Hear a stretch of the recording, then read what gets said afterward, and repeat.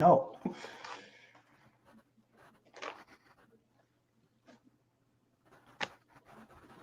No bleeping, bleepy, bleep, bleep, bleep. Oh, where'd Bo go? Bo gone. Bo gone. What is going on, everyone? And welcome in right here to the Voice of College Football, the Oregon channel, and the weekly, Jesus Christ, weekly Oregon Ducks live show right here, where we bring you all the news and information that we can during the off season. Because, yeah, that's the time of year we're in, and it sucks a lot. But at least we're not here talking about Taylor Swift. Don't, I swear to God, do not, Please. you, either one of you. I will shoot you. Yeah. No, that's either Spaz's one of girl. you. Spaz is a T-Swifty. Swear to God. How you guys doing tonight? Good. We're not the Kansas City Swifties anymore, so we're good. Oh, Jesus. Yeah, man, can't complain. You know, just some off-season BS, but aside from that, ready to roll. Surprised you're not floating down the LA River about now, Derek. Now that we're past the 8-second mark or whatever, I'm getting a wet ass down here. It's been raining for like 3.5 days straight. Records down there too. Yeah, I saw that. Like 12 inches of rain in like a day and a half. Like, Bro. And I live at the base of a mountain too, you know, and one of those like in the towns that border the mountain, the shit just runs off, man. Our little like channels have been filled for 2.5 days here. Wow. But hey, we're alive, ready to roll, man. If it's not an earthquake, it's a flooded, it's whatever. Right. Earthquake, flood, forest fire, communist pause. Oh, wait, I won't go into that. Anyways. And Derek's new gig. Yeah, well, I was going to say, how are you guys doing? Tell people where they can stalk you online. I mean, God damn it, Spaz. Let me get to the intros. Jesus. Why do I do this you know what? Never mind. Hey, everyone, just tell people where they can stalk you online. Yeah, I mean, so if you guys didn't know, I got a new Twitter. Basically all Oregon Duck stuff. So if you're interested in the content throughout the week, you can follow me at High Top Oregon. I remain very active there. My personal channel, you know that's one thing, but this one, it's constant Oregon Ducks content. So if you're interested, give me a follow there. Love to give you a follow back. As always, appreciate the support. Nice. Well, what about you, Spaz? I'm over Hey, here. holy shit. You did it. I did it. I'm at the Rocky Classic. Still here, still breathing. Things are looking up this season. Looks like I might be boots on the ground in Eugene a little bit more this year. And through the lovely Twitter spaces and whatnot, I've incurred some new friends and people that are that have watched our show, that have seen me interact a little bit, and have invited me into the graces of getting inside some of the Oregon family this season. And so I'm looking forward to that.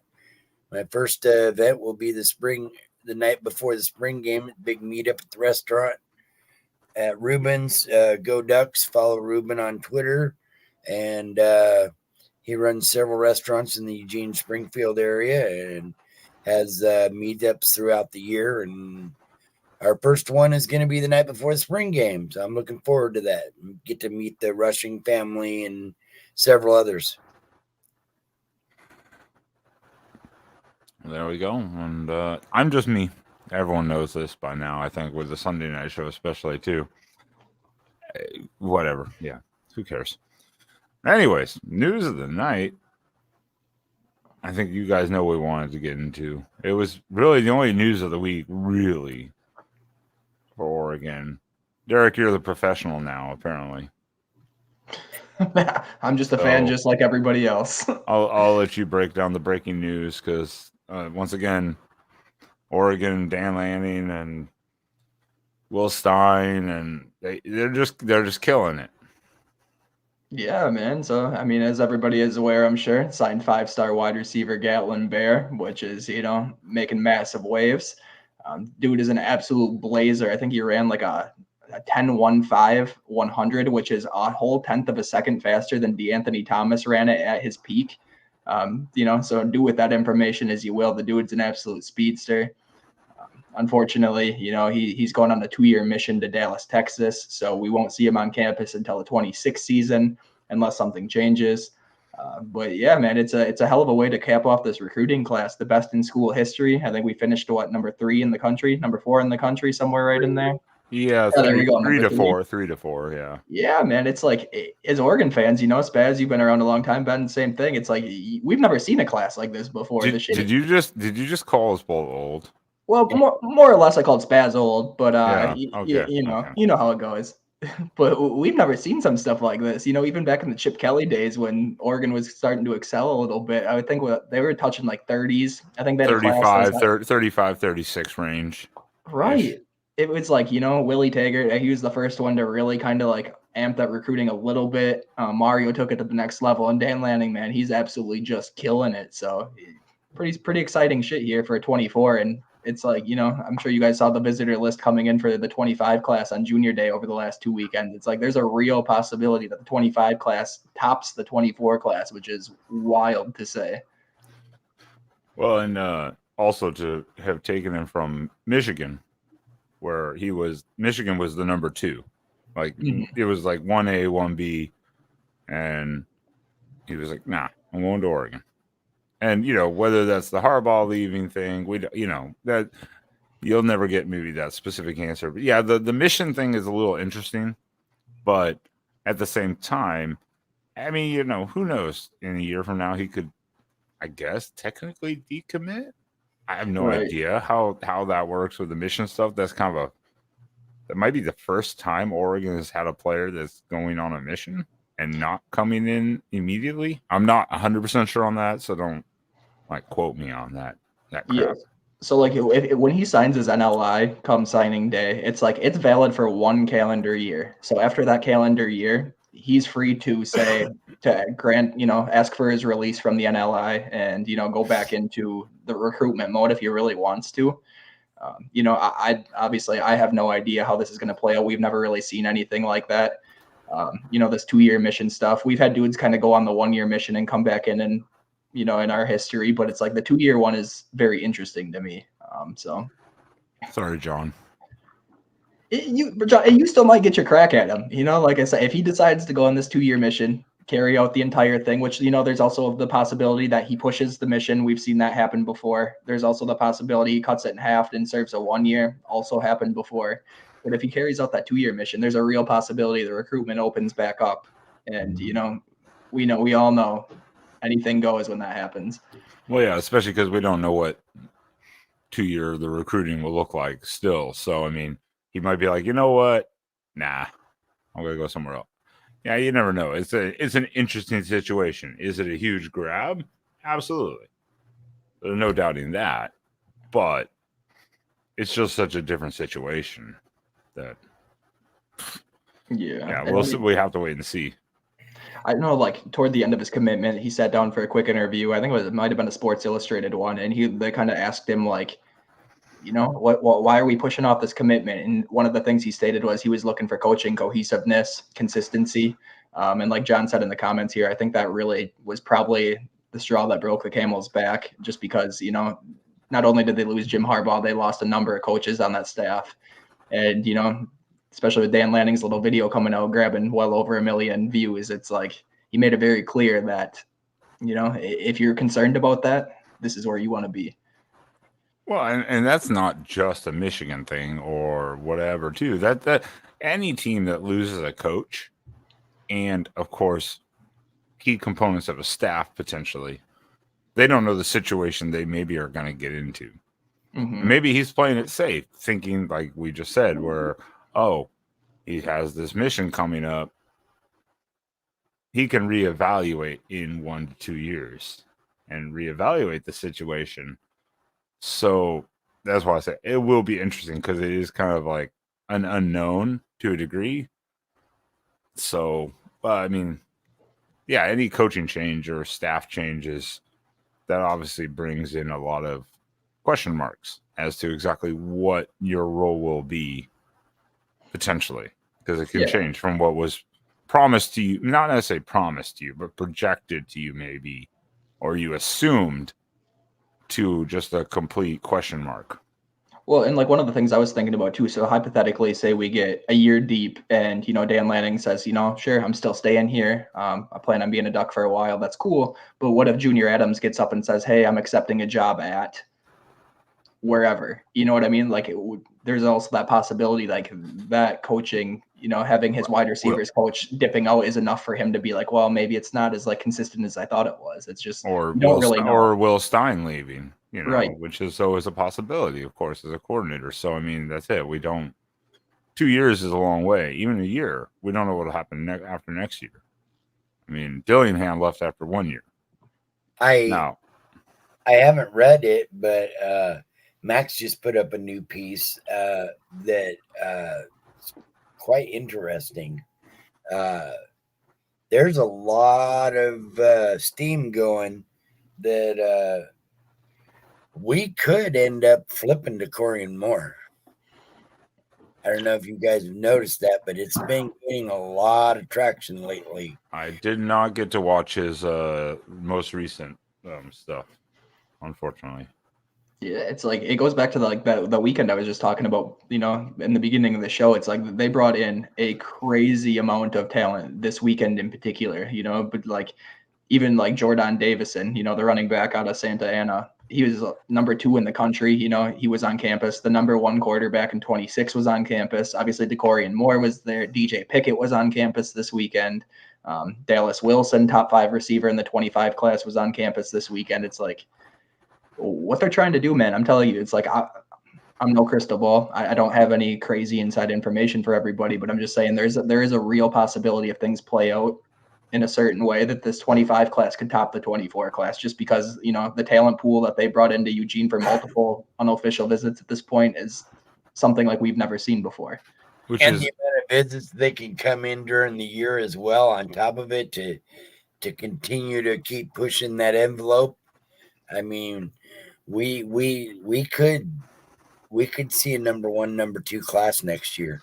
Which is stupid, because you think that's, if you have the number 1 or 2 class, even the 3 class, that means you're stacking 4 and 5 stars in certain, not necessarily the same positions, but at that point you're starting to stack them. I mean, no matter what. This year, this is our first time ever getting 3 plus 5 stars. Which is, I mean, stupid level. Nothing ever seen before, where the competition level, you will start seeing the lower guys start transferring out more and more. But that just, again, like this year, continues just to show the depth. And, these other guys are like, we'll never see the field. I mean, this could become a Georgia problem, where it's like, no, you have like 3 5 stars sitting on the bench because they just can't get on the field. And they're like, well, okay, we're going to leave. Well, you hit it right on the head. It's like, I think people outside of like Alabama's and Georgia's, they look at like who's entering the transfer portal and they're like, dude, they had 3 5 stars hit the portal. And I'm like, but what you're not really taking into consideration is they're bringing in 5 more. Like it's such a healthy turnover, and like Oregon's going to start to see that happen at a point. We're going to see some of these like high-end recruits hit the portal at some point, just because, the wheel constantly bringing in this new like top end talent is like, it's crazy. It's a great problem to have. And I don't think a lot of people look at it that way, but man, it's like, if we're kicking out 5 stars, that just tells you what you're bringing in. Yeah, absolutely. Yeah, it is again an unknown problem to have for us. A lot of times we'll have like a 4-star, like I say, a former 4-star leave, but that's because like a 3-star showed him out and took the job from him or whatever, or a transfer didn't see the field, or like a true freshman who never didn't participate or do show any production because he just saw the depth chart. But now this is getting like a little ridiculous feeling. Almost. It's a great problem to have. I mean, hypothetically, think about it this way. So say a guy like Jeremiah McClellan comes in this year, lights up camp, has a great true freshman campaign. You bring in a guy like DeCorian Moore, which, a lot of stuff has to happen before you get to that point. But there's a real possibility you'd see a guy like Jerion Dickey hit the transfer portal because he wants to be the guy somewhere. And there are, 35 programs out there at a high level that he could be the guy at. No, I'm not saying it's going to happen, but I'm just saying that there's a possibility that, that's the type of turnover we could start to see. Yeah. Oh, yeah, no, that's 100% fair because again, Jerion Dickey, we thought this year we'd see him a lot more, even in potential garbage. We didn't see almost anything from him, and as a player, depending on the type of person he is or his trying to find the right word where it's not negative, but if that's it, he's like, no, I should be number one. Confidence level, I guess. He could be like, nah, I'm going to go somewhere else. That's nothing bad on him. No. It's just like, I'm not going to see the field that much, especially with watching the recruiting come in and going, wow, if I haven't seen the time yet, I'm not going to see the time. Well, especially a guy like him. So if he's coming in as a 5-star, damn well he was promised that, well, not promised, but highly encouraged that he will be the guy someday. So you don't think of, we hit a point where we keep bringing in this top end talent that he'd say, hey, I want to be the guy somewhere. You know what I mean? And I get it. It's nothing, no knock on him. Like Ben said, it's like that alpha mentality. When you in your head, you're like, I am the best of the best. You want to go somewhere where you're going to be treated like that. And if he's splitting reps with, 2 other guys who share that same talent level, he's probably going to feel some type of way about it at some point. No, I don't necessarily think that's going to happen. It's just, this hypothetical possibility that could happen. Yeah. I mean, have you guys seen the workout videos that have been coming out too? And pictures? I mean, kids that just got onto campus. Elijah Rushing's been on campus like 2 months, and he's just like yoked already. Even his brother Cruz, they're both just in there just hitting daily. That strength and conditioning program, man. That strength and conditioning program, it was rated one of the highest ones in the country for a reason. It's like these dudes, they're trying to be the dudes, Yeah, shout out to Mama Rush. She floods my timeline with pictures daily of what they're doing and shit. It's pretty awesome. And that's something I don't want to say we've been missing, but it definitely has taken a step forward, I think, even more, which is crazy to think about, but also that shows the mindset of the coaching staff as a whole to go, nah. And the strength and conditioning is not taking this off season. They're like, nah, you're going to still push it. Yeah. I mean, Aaron Feld was great. Everybody knows him for his mustache, but it's like, you can see it. It's like a different intensity. These dudes are coming out differently. We're not quite seeing injuries at the same rate that we were previously. And, not all of that is attributed to the strength and conditioning program. Obviously, freak shit happens, but it's like, it's tied to it for sure. It's like they've taken it to the next level, which, man, it's like in terms of long-term production, it's something really exciting to see as an Oregon fan because we haven't seen it like this before. Yeah, our nutrition program, everything from top to bottom is just hands down over the top compared to what it's been. Yeah, injuries. I mean, outside the unforeseen, obviously, there's always injuries that happen. There's always little freakish things that happen, whether it's a tweak, elbow, a knee, something like that. There's always things that happen. But yeah, during the Cristobal year, especially the last 2 years, it seemed like every other week we had like some injury, and it was always something that we felt like was strength and conditioning, like an old lineman going down again, which generally was not a problem. It was plug and play, fine, but at the same time, it was like those add up, especially depending on what the injury is. So yeah. And we're not seeing that as much these days, which makes it even more gratifying. Oh yeah, if you're gonna win, you got to keep your talent on the field. It's like it's great you have depth, but let's be real. These starting dudes are starting for a reason. The more you're bringing in 2 and 3s, somebody's not. And like those are the dudes who are gonna end up winning a national championship. Which is kind of funny to say too is when we're talking about it, I was watching it, and we're gonna get into this here, obviously, with the whole thing. But apparently, we have I don't know if we have a segment here, but breaking news from Spaz. Do we have that segment this week? Yeah, actually, we do. Oh, okay. Well, I'll let her roll then.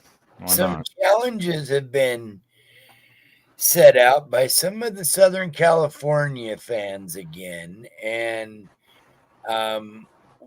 we've got some delusional USC people throwing some shots out, and a couple of our guys have taken the challenge already, and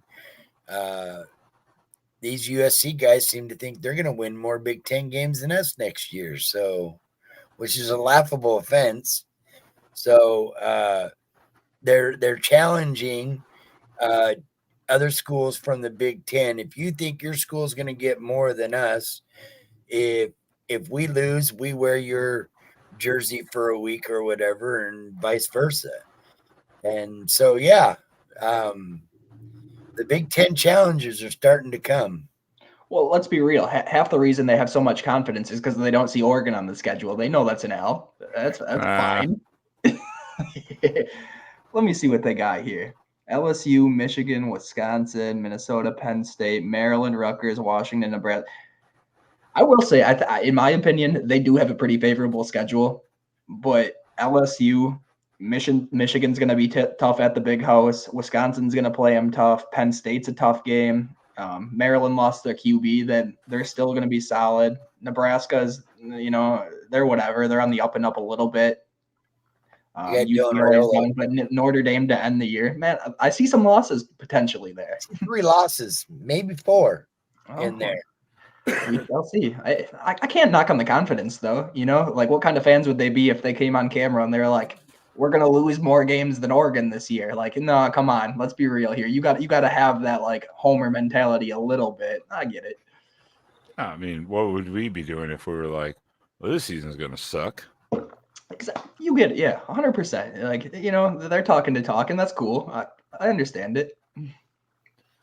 I guess that goes into thinking about that. I mean, the challenge is kind of childish, kind of typical. Like no real investment made into it. Just kind of like a haha. You have to wear our jersey. That's all fine and fair game. But if we're looking at the Big Ten, because again, this is the reality of our situation now. It still hasn't quite sunk in. Obviously, my flag still says Pac-12 on it until they start putting out official Big Ten merch. For that, it won't really set in probably. But if you watched the, as I did earlier, it was from about 16, 17 hours ago, Locked On Big Ten. And I apologize, I don't remember the host's name. It's the first time I really watched it. Even his comment today, first segment of the whole show was, can Oregon win the Big Ten their year one? And he's like, I think they can. Like, outright. So what is the expectations for you gentlemen for Oregon in the Big Ten the first year? Because, of course, we do get to skip some teams, but we have to play, obviously, you could argue, at least the top two of the 4 teams in the sense of we skip Penn State, but we have to play Michigan and Ohio State. One at home, one on the road. So what is the expectation? Is it a possible Big Ten championship in the first year, or at least the runner-up? Well, and see, this has been part of the debate lately, the last few days in some of our spaces too, has been, with the new expanded 12-team playoff, do you want to get into your title championship game or not? Because if you go 10-2 and miss your championship, guess what? You're hosting a first round game at your stadium. Whereas if you go into your championship game and and lose it, you may be on the road, or you may be, there's so many different variations. I'm always for, hell, run the gauntlet, go 12-0. But in this day and age with these super conferences, that's going to be extremely tough. But I feel the 3 toughest games on our schedule are definitely Ohio State here on October 12th, November 2nd, I believe it is, in Ann Arbor, and then the gauntlet of playing in the house, the Madhouse in Madison. That's always going to be a tough playing at Camp Randall, especially late in the year. You never know what kind of weather you're going to run into.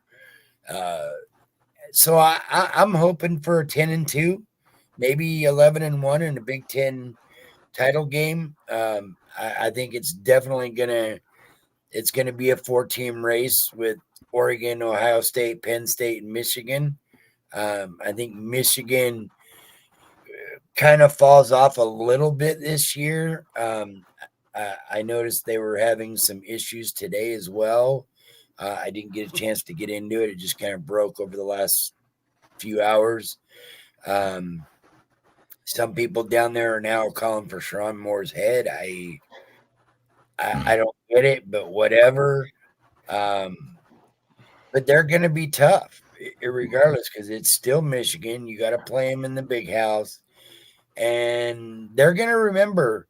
Their students may not, but some of their coaching and their alma maters and whatnot are going to remember the thumping we put on them the last time up there. So they're going to want blood. I could almost echo that perfectly. I think kind of the same thing in my head.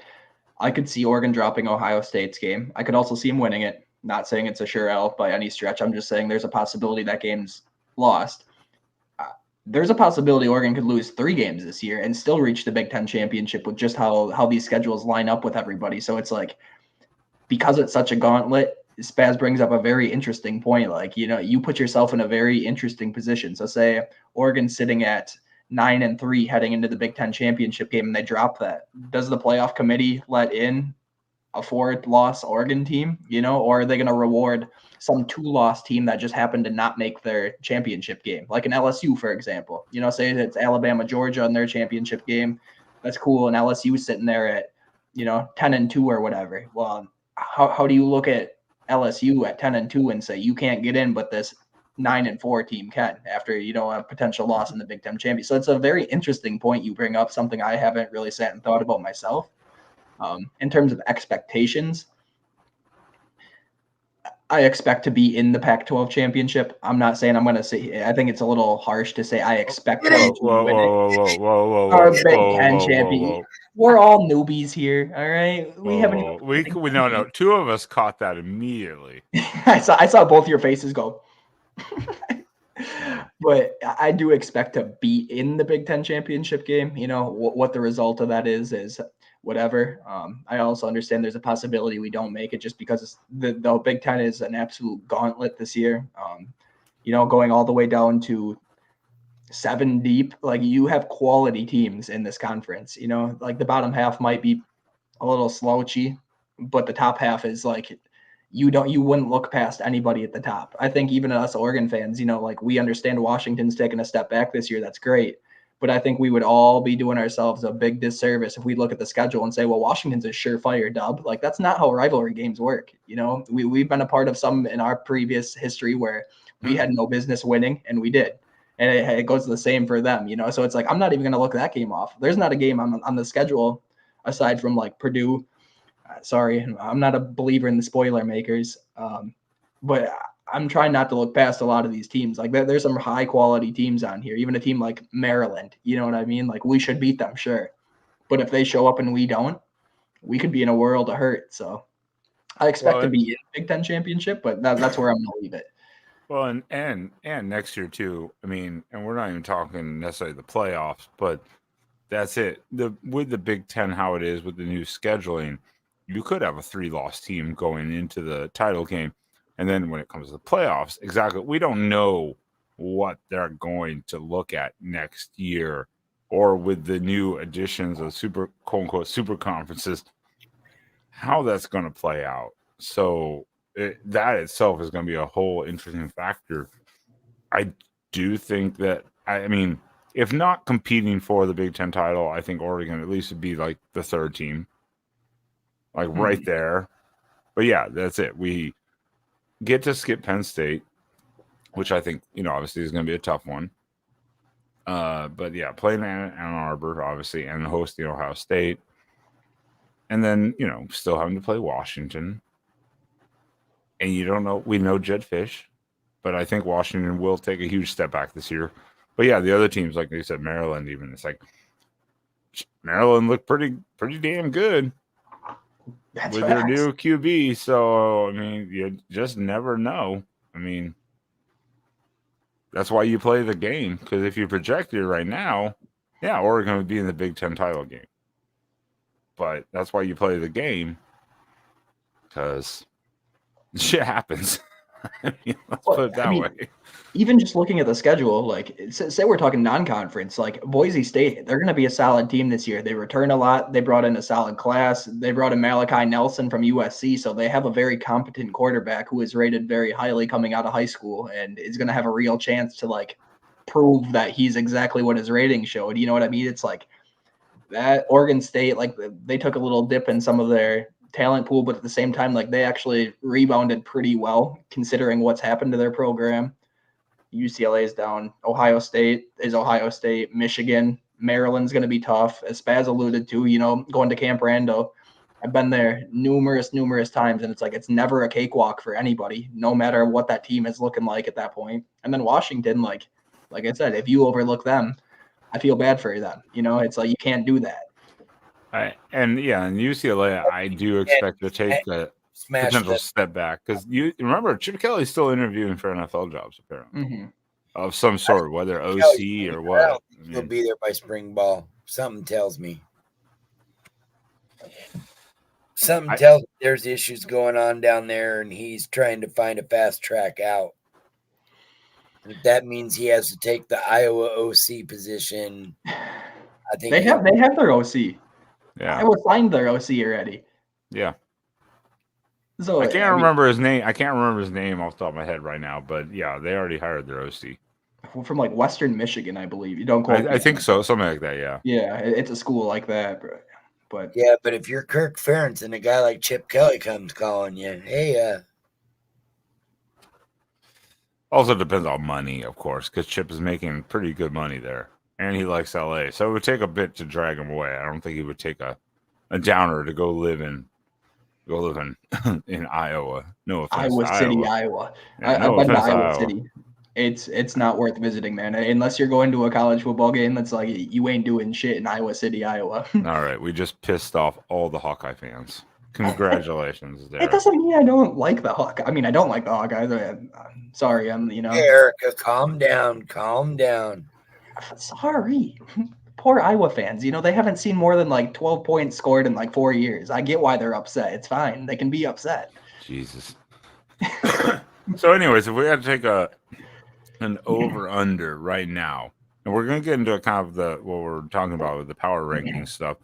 If we had to take an over-under right now, next season, after kind of looking through it, I mean, I don't know. What would be your win-loss total for the Ducks next season? It's tough because it's hard to project, but if you had to make the best guess. Personally, to feel comfortable, I would go potentially 10-2 on a high side. I mean, sure, there's the possibility you could go 11-1. I mean, who knows? We college football is crazy. You never know how things work out. It's just that Ohio State game's a tough one. Going to the big house, that's a tough one. The Badgers in Camp Randall, that's going to be a tough one. There's a lot of tough games on the schedule, so I think there's a real possibility they drop 2. So to tamper expectations, I'd say, that 10-win line, you could take the over, under, whatever you like, but I think that's kind of where my current expectations are. But who knows, man? Like I said, there's a possibility they go 9-3. There's a possibility they could go 11-1. We have zero idea. And it's really hard to rank or rate teams right now before spring ball. We know who's going to be here, who's not going to transfer in, transfer out, but I believe this team legitimately should go 10-2, if not 11-1. And there's a 5% chance that this team can run the table this year. I mean, it would take, some pure madness, but I believe that there is a shot if we win that Ohio State game, that now maybe you go into Ann Arbor undefeated, and who knows what happens there. Well, that's the whole point. That's why it was more of a hypothetical question, just like the projection, because that's it. We don't know what's going to happen yet. But it's like the three of us are just like syncing up in bad ways, because that's where mine was about 10-2. I could see us dropping like Ohio State, and then maybe dropping, a random one here or something like that, kind of burnt out, whatever. But we do have 2 buys this year, so it's hard to say. 11-1 or 10-2 definitely, I think, is very feasible. But again, that's why we play the game, and that's why it's played on the field, not by ranking projections, because otherwise Georgia would win every national title every year.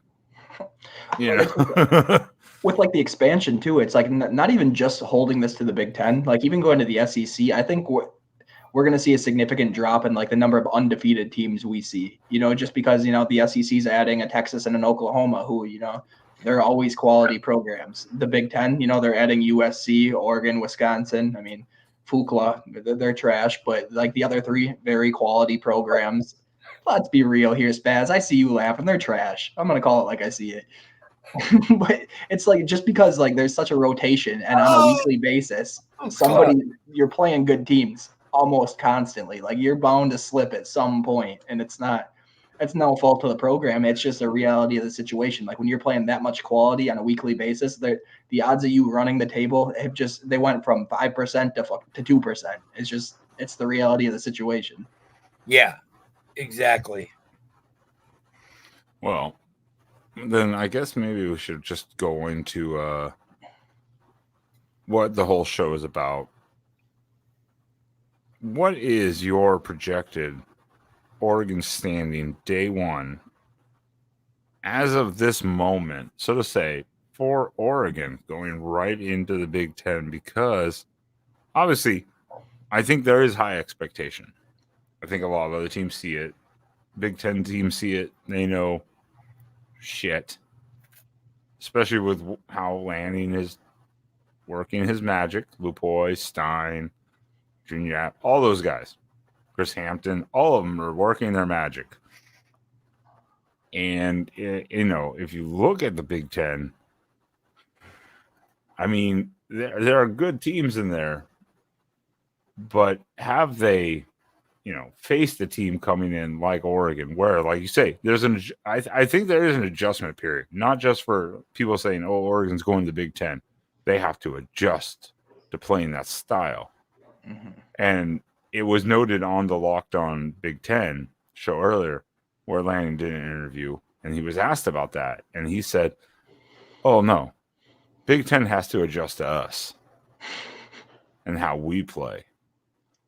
And I think that's fair. The Big Ten doesn't play a team like Oregon or USC or UCLA or Washington all the time. So they also have to now make the adjustment. It's not just like we're getting thrown to the dogs of playing, Maryland, Iowa, Rutgers, whatever. and having to figure it out. They have to figure us out.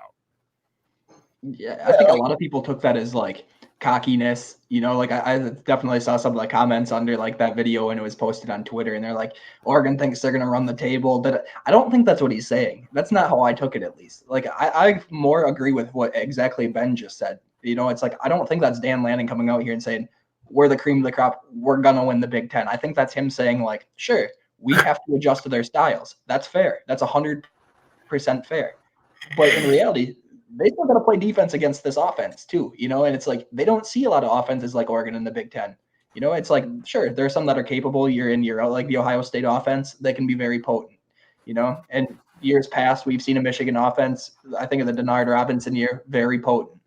But it's like on a consistent basis, they're not seeing an Oregon. They're not seeing a USC. They're not seeing, obviously they don't have to deal with Michael Penix at Washington, but they're not seeing offenses like that very often. So I think when he says that they have to adjust to us, that's equally as valid as the fact that we have to adjust to their playing style. It's how it is. We got to play offense just like we got to play defense, and it goes the other way around too. Well, 10 years ago, if you would have put these same four teams, the Big Ten then versus now, you put Oregon 10 years ago, for example, in a Big Ten, they're going to get killed in the trenches. Mm-hmm. Fair. Times have changed now to where we're getting just as big, just as meaty of trench guys than any other program in the country. And that makes it that much more difficult for those other teams to adjust, because now you're not just adjusting to their one-dimensional high-rate offense or whatever. Now you're adjusting to these guys' defense is just as tight as ours. Their offense is just as tight, if not better than ours. So that makes a huge difference. With us up there in the recruitings and everything, it's just made it a more level playing field. Whereas, like we could all agree, 10 years ago, if we would have put all these teams in this conference, a team like USC might excel. But today, it's the complete opposite. And I don't think anybody saw this coming. I didn't. Well, no, it's not even just us, too. It's like, take a look at USC and themselves. They've made some schematic changes to their defense. They've switched up their coaching staff. They've really bulked up their lines over the last year. Like, they know what's coming next year. It's same with Washington. Washington, they've bulked up their line, too. It's like these teams have anticipated this move into the Big Ten. The USCs, the Oregons, they all left. They all went to play somewhere else, but yeah. Yeah, but what I'm saying is like the USCs, the Oregons, the Washingtons, they're not stupid. They know what their competition's looking like. If they want to exceed in the Big Ten, they know what they need to do. And I would say all three of these programs are working very hard to do so. Yeah, exactly.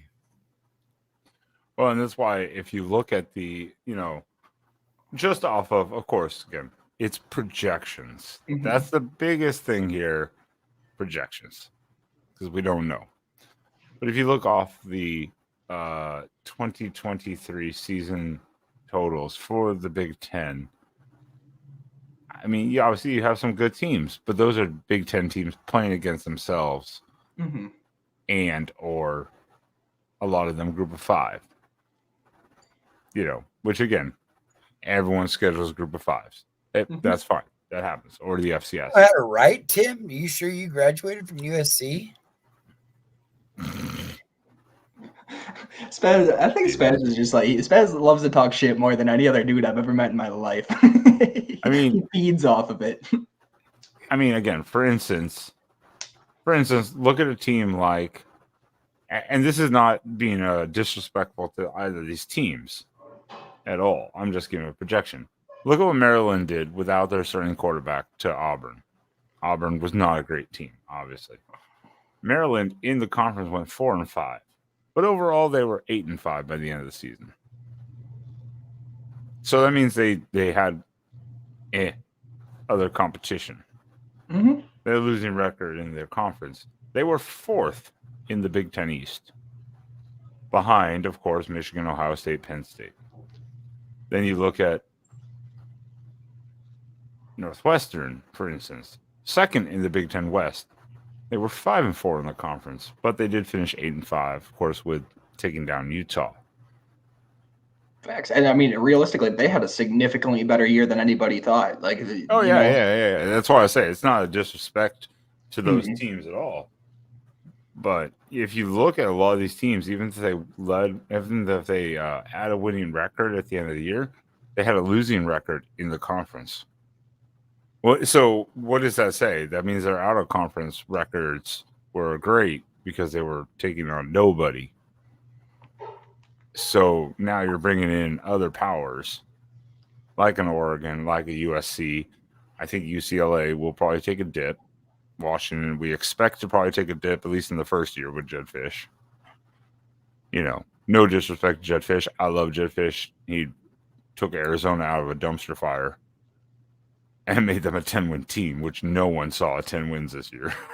Yeah. No one saw 10 wins from He's going to Arizona. have to do that all over again up at Washington because they lost 20 of 22 starters on both sides of the ball. Oh, yeah. I mean, it's going to be a full rebuild. A lot. Well, and it's like, rebuild.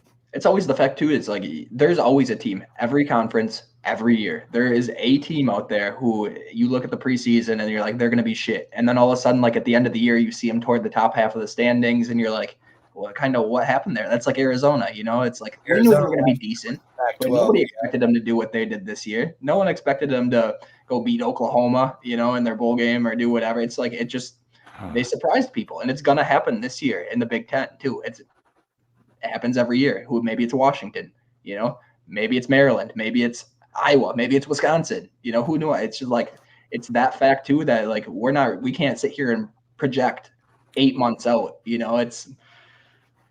it's interesting. I'm very excited for the Big Ten move, honestly. So where does at this moment, if we're looking at, if I'm going off the 2023 standings, because that's all we have, if you had to plug and play, you have the Big Ten East, Michigan, Ohio State, Penn State, Big Ten West, Iowa, Northwestern, Wisconsin. Where do you plug in Oregon? Just for instance, say anywhere within those top 6. Like if you had to say 1, 2, 3, and 4, who are your 4 top teams? Do you plug and play Oregon somewhere in there immediately, or? I mean, personally, at this point, I do. It's just, now maybe that's me being an Oregon homer, like we were talking about earlier. If I didn't believe in my team, you're a tool. Yeah, you never know though. But what I'm saying is, like, in my opinion, yeah, I think they're in that top half. Now, where? I don't know. It's like, if I'm kind of looking at trying to project out a little bit, it's like, sure, in my opinion, strictly just me, I would put Oregon, Ohio State somewhere near the top. But it's like, then you look at Michigan, Penn State, USC, even a team like Wisconsin, and I would like, you don't know. You could interchange any of those teams, and I wouldn't really be shocked at the end of the year. Yeah, I would probably put Oregon, Ohio State, probably Penn State, and I don't know if things keep happening, maybe USC jumps Michigan next year. They did get some great defensive adjustments and a whole new.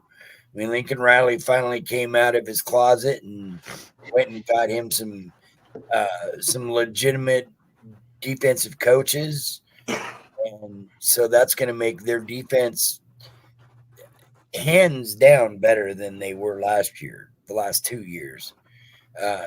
So, and jury's still out on their new quarterback. Yeah, he had a great bowl game, but I mean, it's one game, but obviously he knows the USC system. But again, now that's going to change a little bit because Cliff Kingsbury left. So how much of a difference is that going to make on their adjustment on their offense? I don't think it'll be too much. Obviously, Lincoln Riley is still going to be calling the offensive schemes and plays, I'm sure, for the most part. I could see USC being a top 4 team next year. Yeah, fair. It's like, in my opinion, if I take the top 5 of Ohio State, Oregon, Michigan, Penn State, USC, at this point, I fully. Hi, Mrs. Spaz, feeding her big baby there. Yeah, I do every night. I feed that big ass baby. Oh, Spaz is so well taken care of. But what I was saying, if we take that top 5, Ohio State, Oregon, Michigan, Penn State, USC, I fully expect that the Big Ten championship game contains 2 of those 5 teams. With that being said, I wouldn't really be surprised if it's any combination of those 5. Like, maybe I'd be a little bit surprised if it's like a Penn State and a Michigan, just because, Michigan's going through a little turmoil.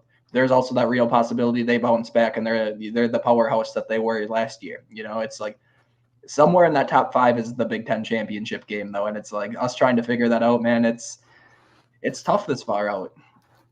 No, I 100% agree with you. I mean, that's why we were talking. It sounds like this whole show we've been going, nah, Oregon's number 1 or number 2, 1A, 1B. It's like, again, it's hard to project. I do expect Penn State to be consistent. Mm-hmm. Now we avoid them in the regular season, but I would say Oregon is going to be in the 3 to 4 range. Now, again, obviously they could be in the top 2. Hell, again, number 1. You never know. It could run the table if things fall the right way. Certain things. It could be literally something like a holding call. That's why you play the game. You just never know what's going to happen.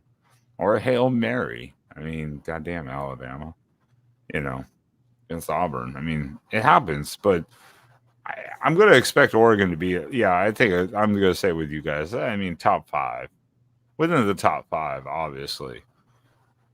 Yeah, if they're not in that top 5, I mean, something happened.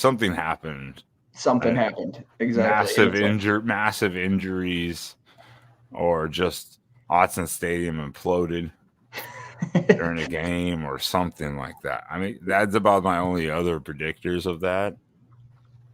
Yeah. Hopefully not.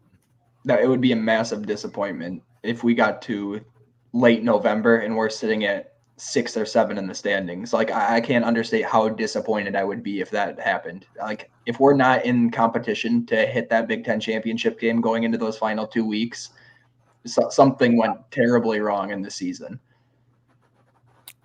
I would have to agree. That's why I was like, something catastrophic had to have happened, because there's, again, this is not projecting a Big Ten title appearance or a Big Ten title win, but at least in the standing of the running for it. I think that's where Oregon at this point has to project for it, when you have every other media person, which, yes, talking heads, whatever, even says that's the team now that's poised to do it, from recruiting, coaching, the staff holding strong, and really building up for this. Prior to, as Spaz said, years past of what you see from some of those teams. Yeah, it's like adjusting those playing styles too. You know what I mean? It's like we were kind of talking about 5 minutes ago. It's like, maybe we find out that we really struggle defending or an offense that operates like a Maryland, or, who knows, maybe we really slug it out with a team like, Purdue. They're going to be absolutely awful, but they run a very different offense than we're used to seeing. Like, maybe we find out, hey, that's our weak point. And it's those kind of questions that we have no idea, that really makes it fun to, head into this year, just because we're not used to seeing it. We know what to expect when we play a Stanford or an Arizona State or a Utah. Like, we know what we're going to get on the field, no matter what their talent level looks like. Like, they're going to operate the same. We have no idea how a Penn State, a Michigan, an Iowa, maybe we know how Iowa's operating, but like a Maryland, we don't know what that's going to look like. Well, even that, we don't know what Iowa's up. Now, we don't play Iowa this year, but right. You never know. You could meet them again. You could meet them in the championship game. By then, at least there'll be a lot of film. That's fair. That's a fair point. So that's it. There's so many different dynamics to this. It's so hard to project. Obviously, we're being confident, but at the same time, trying to be a little realistic also, and go, hey, we're not coming in, we're taking over the Big Ten. I mean, if you do the first year and you walk through and just literally go undefeated throughout the Big Ten, I think people will be like, "Eesh." Yeah, it's Impossible? No, but Going likely? No, not Right. likely to go undefeated. No, absolutely not. Spaz, eat your food. Or are you laughing at a comment? Oh, Jesus. Spaz, the people want to know. Are you going to answer his question or what? No, that's only my first dinner. I'm not a lineman or anything. A first dinner at 8:22 p.m. Pacific time. Sure, he ate at 5 p.m. What are you talking? He's talking about. Spaz had a heavy snack at 5:30 for sure. And then nap time. Some Nutter Butter. That's about right. Well, Spaz, you smoke too much weed not to be constantly eating. I know how that shit goes. Yeah, Oh God. I like my snacks. I try so hard not to eat snacks, but like last night I was like, I really want a snack, but there's nothing in the place, so I'm like, that's good. Otherwise, I would eat the shit out of it.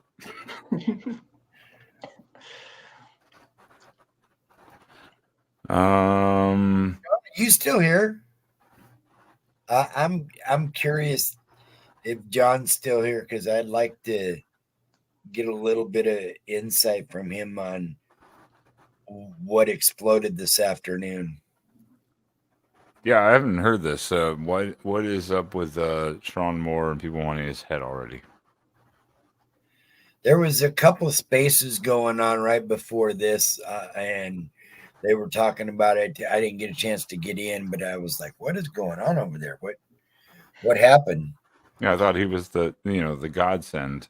I didn't get to read too much into it. I did see a quote from Sharon Moore, and my favorite quote that I read today was, he must have been talking to Coach Harbaugh, and he says, "I think we're innocent. We should be fine." And I'm like, you don't think. You either know or you know that you might be in a little bit of trouble. It's like, so I don't know. I didn't read too much into it, but I would also like to hear a little some Michigan perspective as to what's going on. So it's maybe not a denial of guilt, but an acceptance of, I think we're innocent from the NCAA.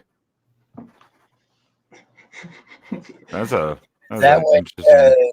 People are in shambles over there. Do you know? I have no idea. It was just I just happened to read it on Twitter before I was in passing. I was doing some other stuff today, and I saw that quote really quick, and I was like, "Oh, that's kind of interesting." But yeah, I don't know. I didn't see any Michigan fans going for his head, but I also wasn't looking, so who knows.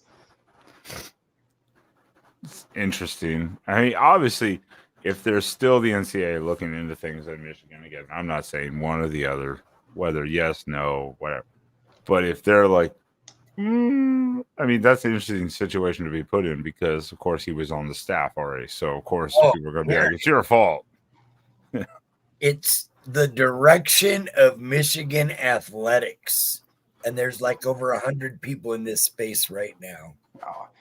Well, it's just like, now that the Big Ten and the SEC announced their little, coalition or whatever, it's like, would this be the first time that we really see them like try to enact something and really step over the over the NCAA? It's just, I'm really curious. I don't know. I wish I had a little more perspective. Well, we're going to have to start getting perspective. Remember, we are now the Big Ten. So, yeah, I guess we're going to have to start getting more perspective. I think a bunch of us have avoided it to a degree because, again, it doesn't feel like reality. But unfortunately, and good-wise, it's reality. So, John, did you hear my question a few minutes ago? Where inquiring minds kind of want to know what happened today in Ann Arbor that has people a little bit of a tiff. They're in a bit of a tissy. Well, we'll send you the link and you can come tell us on camera if you want. Because we're curious. I know Ben can send you the link in New York second. I could if I wanted to.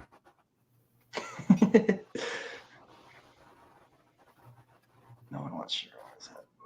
It's catching heat. Oh, okay. See, that's what I'm like. I don't know. I guess I wasn't understanding why people would be going after Sharon Moore's head, but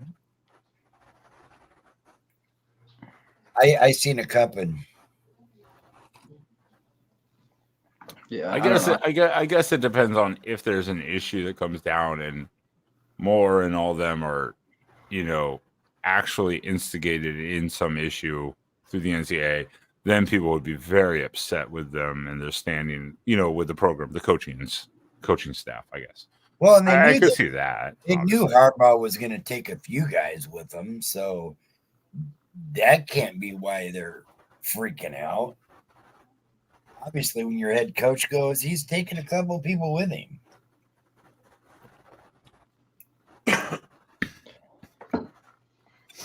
Which is so nice to see. Thinking of, obviously being an Oregon show, not a Michigan show. Goodbye, John. It is nice. I mean, obviously, last year we lost Dillingham after one season as OC, but of course, he went to alma mater. That's going to happen to any school. If your alma mater comes open and they offer you, well, a lot of people are going to jump, no matter what it is. This year, except for, our DB coach, basically, everyone's like, nah, we're here.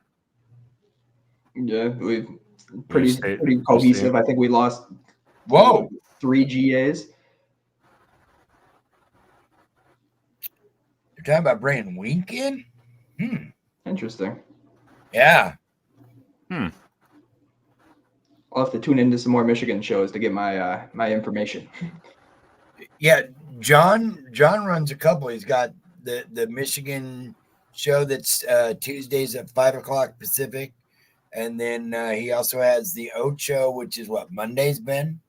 That is Mondays, and then there's the Big Ten show on Friday, 7 Eastern. And John picked Tuesday to try to cock block the Oregon show. That's the only reason he did it. We're all in the same. Yeah. So as to Mark, if he ever sees this, I did just say cock block live on your show, your channel. He heard it. I don't know.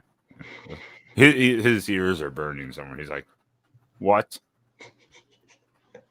I like bringing new vocabulary every week if possible. We have a colorful vocabulary on the Oregon show. He allows it, so why not? I don't know. Next year is just going to be so weird. I guess we won't really figure out because, we won't really know until week 4, really. Yes, we're taking on UCLA week 5. So week 4, we're taking on UCLA. But that's just, even Locked On Big Ten said, that's just going to feel like an old Pac-12 game. And really. Michigan State's going to feel that way with Johns. Yeah, Michigan State, at the same time. So probably week 6. Because we've hosted Michigan State before. We just played them not that long ago. So, it's like, that's 2014, 2015. In my opinion, it's the October 19th and the October 26th where we get Purdue and Illinois back to back. Yeah. Those are ones where I'm going to be like, yo, what the hell's going on here? Yeah. That's where the schedule will really start to feel weird. Going to West Lafayette, Indiana, and hosting the Fighting Illini. Yeah, spot on. Obviously played Oregon State week 3, right? Yeah. That will feel a little funky, but at the same time, it's like UCLA. It's like, okay, it's Oregon State. It's it's a familiar opponent. Do we put 80 on them? Did you say do we put 80 on them? Oregon State? Yeah. I'm gonna go out on a hot limb, Spaz, and say we're not touching 60. I'll say one, we don't know what Oregon State is gonna look like, but with the projection of what they have lost and everything, I'll say we'll put up 42, 45. It's like, really look what they brought in, Spaz. They did retool pretty well for, considering what happened to their program. It's, I'm not saying they're going to beat Oregon. I don't think that's feasible, but like they're not going to be absolute garbage, I don't think. Okay. This is not a score prediction for next year. So No, you calm your ass down. I'm not writing this shit down to keep it all off season for next year. Which, by the way, also congratulations again, Derek, for winning the season point bet. What you win as a prize is fuck nothing. Fucking right, baby. That's what I wanted all along. Except Hell next yeah. year. Next year, everyone else gets to handicap against you, so we can win. That's all. That's what you did. You just put yourself at worse odds to win again. Yeah, it's whatever. Because I got screwed every week by 1 to 3 points a lot of times. I was like, "Are you kidding me?" It was the one. It was the Washington State game, hitting it right on the head. That's the one that pushed me. That's the one. That is the one that really did seal you in that top spot. Yeah. And Arizona State kicking, I think, a field goal at the end of the game or whatever screwed me by like a point. I was like, bastards. Yeah, I do recall. You were right there. I think it was like almost 3 weeks in a row where I think you were within 5 points. Yeah, he was like right there. And I think the Utah game, if Oregon had scored like another field goal, I would have won it. But they decided not to push it. And I'm like,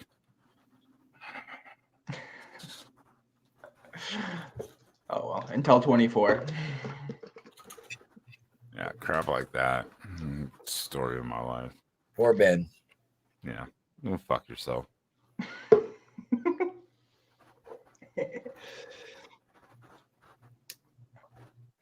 Yeah, the bowl. I don't even get on the bowl season. The bowl season screwed everyone. Bowl season picks were awful. Oh, that was terrible.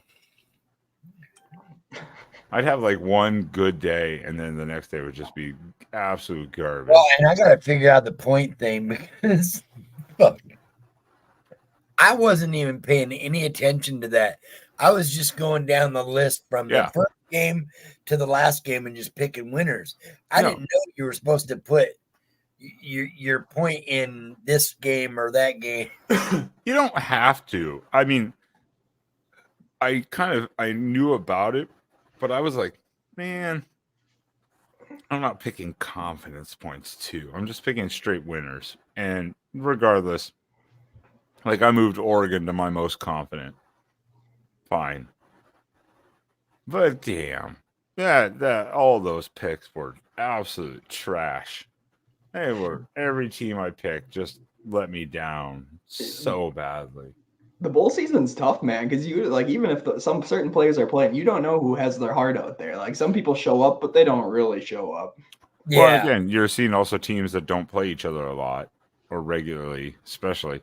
So you don't know exactly what you're gonna get either.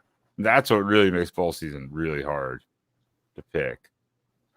Because I picked Cal to win, they lost. I picked UCLA to lose, they won. I'm like, I'm screwed already. Right? Oh, good stuff. So is there a while Spaz shovels his face? Drum roll. Breaking news from Spaz. Part 2. Yeah. Yeah, I was kidding. I just wanted to distract him from his dinner. He's like, you son of a bitch. I don't know. I do think Oregon has a high chance of potentially at least competing for the Big Ten title though, first year. I'll leave it at that. Yeah. At least be in heavy contention. If we don't, my thing is I just want to get into the playoff because at that point, it's a free for all. It's anybody's game. And I guess the question you got to ask yourself is, do you want to play for the conference title, or would you rather take a chance on hosting a first round playoff game. Well, for John's correction here, that's actually been a banner for quite a while now. The breaking news from Spaz, that has actually been a banner for quite a while now. But yeah, again, the 12-team playoff is going to be interesting because we don't know how it's going to work. We don't know what they're going to look at, how they're going to rank these other teams. So maybe you are a 3-loss team, but you lost to literally another 9-10 win teams by a field goal. Then you lose by a field goal to your championship game. And they're like, nah, you're still worthy of being a top seed. We don't know at this point because we might see this shit run amok and just be complete chaos next year. We don't know. An interesting situation I saw too, it was like somebody asked, they're like, okay, hypothetical situation. So say you have a high ranked team, we'll say Oregon, for example, and they lose 3 to 4 games. And then you have a Boise State team who, say they're 10-2, but their losses, they lose to Oregon and they lose to San Jose State. Do you put a 4-loss Oregon team over a 10-2 team because of the lesser conference? Like, I'm curious to see how they value what. And what was the loss to Oregon? Was it like by 7 or by 21? Sure. Yeah, I'm very curious to just what they value, because this year I think it's fairly easy to say that you're going to get most likely every year or every other year, you're going to get 3 Big Ten teams, 3 SEC teams. The group of 5. A group of 5, and then you're going to have 5 at-larges. Maybe only 4 because, like you said, maybe you get that 9-4 Oregon or that 9-4 LSU that gets that 4th bid out of that conference because Boise State went 10-2. Well, and then mind you, we're still not even talking about the Big 12, where you have teams like Arizona, Utah. Who knows? Maybe Colorado hits a run. We ACC. We haven't touched. Also, I'm sorry, the Pac-2, who while they have a Mountain West Conference schedule for the most part, they also like Oregon State is playing Cal and Oregon this year. Sure. So they're playing ACC and Big Ten. The point is, there are so many dynamics this year. We don't know. Does that Pac get an automatic bid?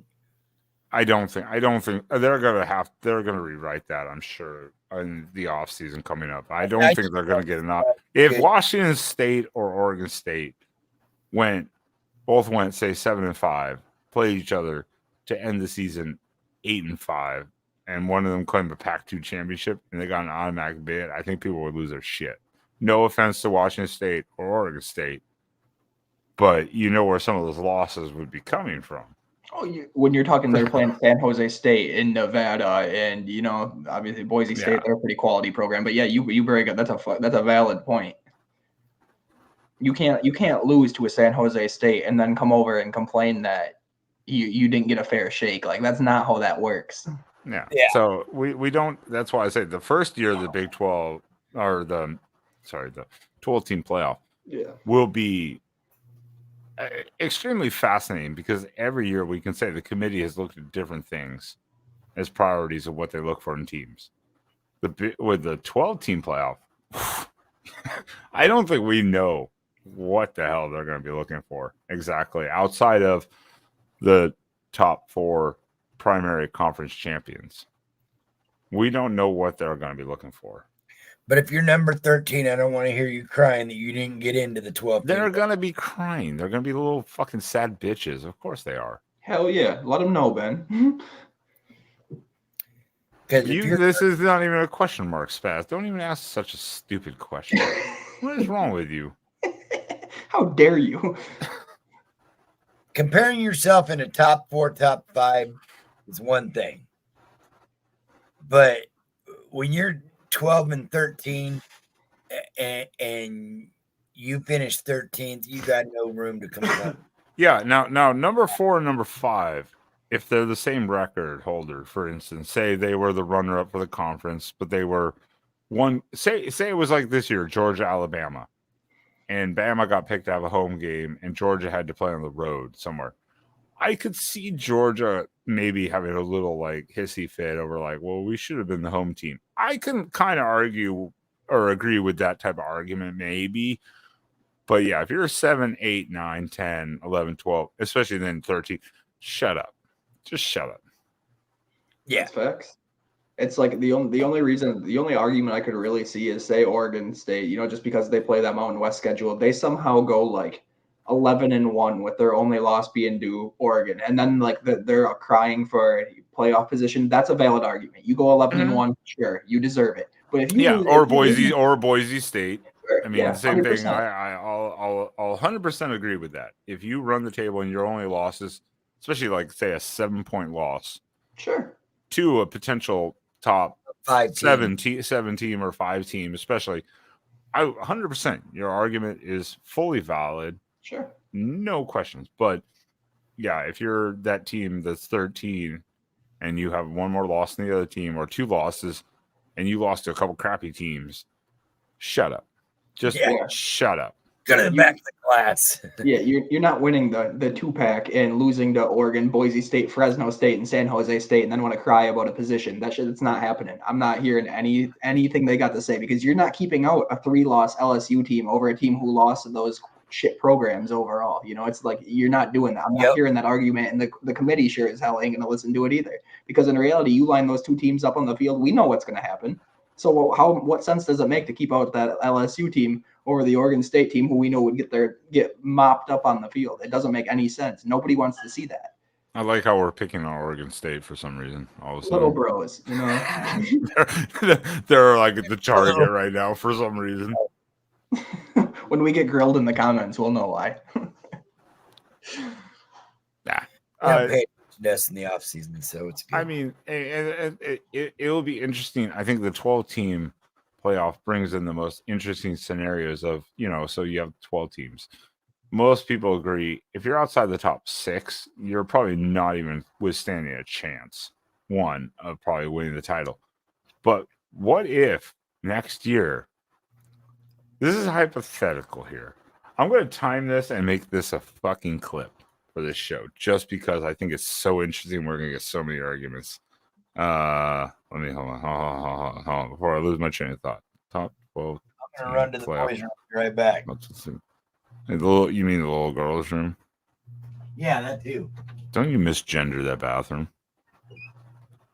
Oh shit! I apologize, Mark. Let's 1:16:30, sure. 1 hour 16 and 30. I have to mark times, otherwise I'll never find this. I'm not going to spend my life doing this. Next year, you have the 12-team playoff.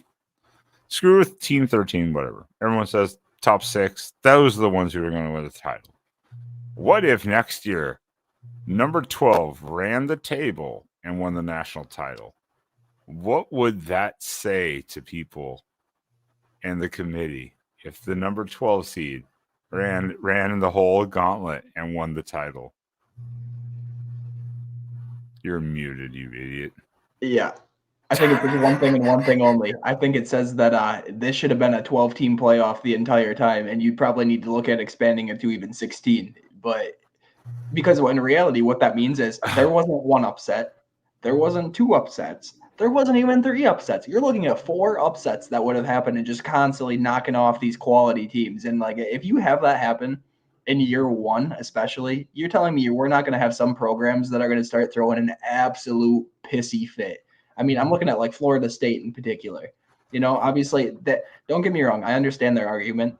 I'm not a full Florida State hater, not bashing on them in any capacity, but they got moved out of their spot. They're mad. I get it. But then they're going to look back and say, well, if Boise State can go win this national championship as the 12 seed and beat X, Y, and Z, why couldn't we do it as a 5 seed? It's like you're going to see some real upset fans somewhere. Oh, yeah. It's just kind of an interesting scenario that kind of popped in my mind because most people, again, have said the top 6 teams are the only ones who stand a chance. Especially the top 4 with a bye. But again, if the number 12 seed ran through it and won the national title, the world, the college football world would just melt. I think I'm here for it, man. If it ever happens, I believe that. I'm rooting for that number 12 seed to just keep going, unless they're playing Oregon, of course. But I'm rooting for that to happen. We'll never see it. I'll eat my shorts if it happens, but it ain't happening. All right, way to plagiarize Bart Simpson. Way to go. Hey, Bart's the GOAT. Jesus Christ. I don't know where we're going with this. But yeah, no, I don't know how people would react. I mean, I'd be like full damn applause for that team and that coaching staff, but I'd be like, what the hell? At the same time, too. I mean, this is the scenario we don't know. Is because with the conferences the way they are, you look at these teams. So number one, just off the top of my head, number 1 through 7, you have the conference title holders, right? Number 1 through 4. Then 5 through 8 are all 10-2, or also runners up. So maybe 10-3. Then you have 9-3 or 9-4, which I guess would technically be 10-2, 10-3, whatever, or 11-1 because of the G5 and the group. So I mean, their win-loss totals are not exactly going to be a wide disparity. It's not like number 12 is going to be like a 7-5 team, right? That ran through the other teams or whatever. I mean, so I guess it wouldn't be insane to some level. Yeah, but like hypothetically, we'll just plug a Boise State in there because I'm not going to give Oregon State any credit. That means Oregon State or Boise State's going to beat a team like an Oregon, an Alabama, and maybe a Georgia. And man, people would lose their everlasting shit if that ever happened. Slightly. I'm saying, can you imagine one upset happens? They beat one of those teams, and people are going to lose their shit. Now we're talking about doing it 3 times. Yeah. No, I think the playoff. I think what we'll see probably in the next couple of years is that it's going to be pretty top heavy still. I think we're going to see that 1 through 5 seed. Who knows? Maybe like a 6 will win it someday, but like I think we'll see a very top heavy overall national champion happen. I don't think we're going to see a 10 seed hit the national championship very often. No, and I think what the Big Ten and SEC are threatening to do could really change the dynamics. Right. Yeah, no. I realistically, it creates some interesting matchups. It gives some other teams, a fair shake to get their chance, but I think we're going to see the same teams for the most part at that top of the of the conversation come January. Where do you think Colorado rides in the Big 12 this year? Yeah, they're interesting. It's like, and I don't know per se, just because there's been so much turnover. That offensive line, completely new, 1 through 5, all new. They got some talent there, don't get me wrong. But it's like anytime you have that much turnover, you never know. Like think about us starting the year last year. We had a pretty new offensive line and we had no idea what to expect. And it just happened to work out really well for us. Same for that defense. There's a lot of turnover that happened on that defense. Maybe they fall on their face. Maybe they all play to their potential, and all of a sudden Colorado is sitting in a Big 12 championship game. You don't really know. Personally, I think they'll hover in that, I think they'll be in the top half of the conference. I don't think they'll be in the Big 12 championship, but I could see them being somewhere between that 3 and 5. Yeah, right. Yeah, I was gonna say 3 to 6 position somewhere in there. I could see. I don't think they're gonna top Utah. I think Utah is probably the cream of the crop, especially with Cam Rising coming back this year. Kyle Whittingham always has that team ready to roll. That game is in Boulder this year, though. Well. So was the Colorado State game last year, and that game wasn't what it was supposed to be. It was, I don't know. It's hard. I'd like to give them some credit. I think they're going to be better than last year for sure. I think they're 8-4 this year.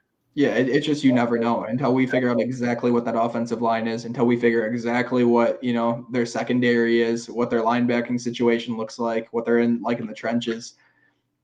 I don't know, but I think they'll be in the top half of the conversation at the end of the year. You think they're preseason ranked?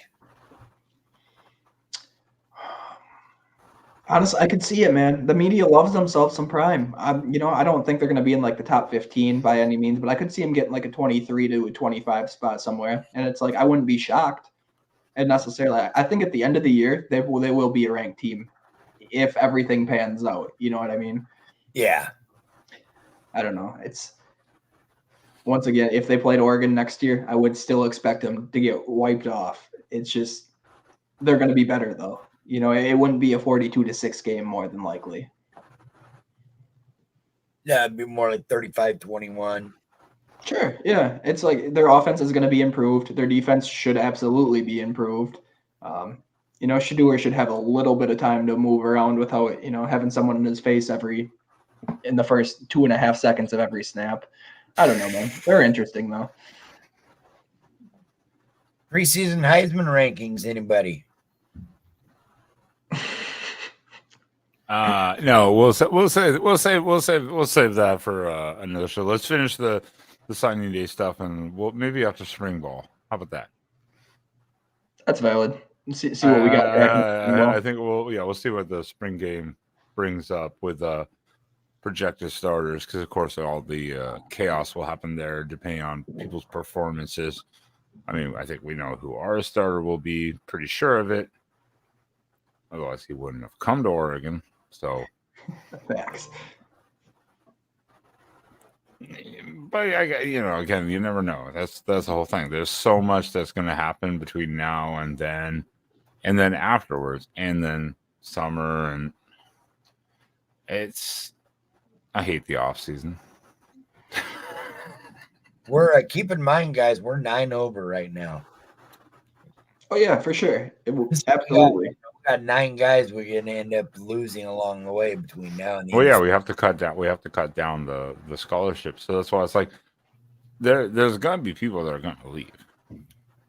Yeah. I mean, there's going to be another Dante Thornton from last year. Oh my God, he left, dude, and that's what.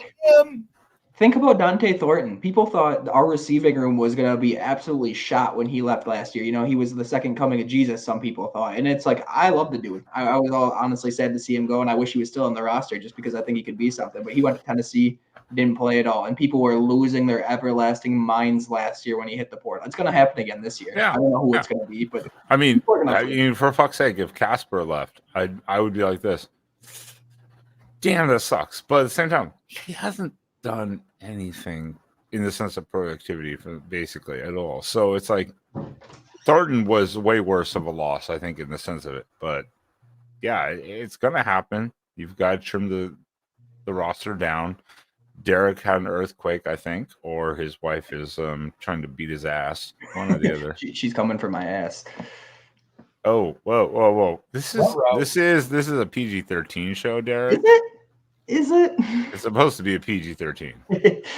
I don't know if we treat it that way. Well, I thought it was NC. I'm gonna leave that alone. We're just gonna. You know what? That's a great time to end this. Oh my God! Here we go. I gotta cut that. Mark's gonna be like, "Did Spaz just show his titties last night?" Oh no! I did. I highly apologize, Chad. Spaz he must have smoked something while I wasn't watching. Yeah, he must have smoked something. Yeah, don't talk to Derek now. Derek's a polite one. I just went up Derek right there. That happens on my personal channel live shows where they have nothing to do with anything except for drinking. So I don't know what's wrong with you people. This is why Derek's whoring himself out into other shows. Oh, it's whatever, man. Speechless, yeah. I may never recover from seeing Spaz, honestly. That was something I never wanted to see. I'm gonna have nightmares tonight, man.